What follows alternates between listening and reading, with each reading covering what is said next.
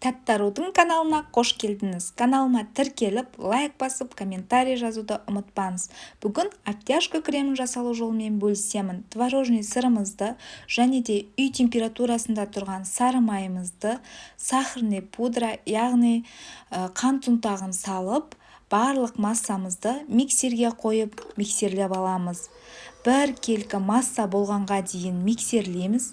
Бұл бізде торттың сыртқы қабатының қаптауға арналған крем болғандықтан өте қою крем дайын болады. Кремімізді торттың бірінші слой, яғни бізде черновой слой болып табылады, бір тегіс етіп жағып шығамыз. Ашылып қалған жерлері болса, немесе қалып қалған жерлері болса, артық кремдермен бекетіп жауып шығамыз. Барлық жерін бір тегіс етіп жауып алғаннан кейін холодильникке 20 минутқа қойып, қайтадан екінші слой кремімізді жағамыз. Тортты бір тегіс етіп, тегістеп жағып шығамыз. Бұл бізде бүкіл тортқа арналған обтяжка крем.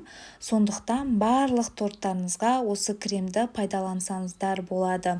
Кремімізді бір тегіс етіп барлық жеріне жағып алғаннан кейін тортымызды холодильникке кем дегенде 3 сағатқа қоюымыз керек. Одан кейін сыртқы оформлениесін жасауға болады.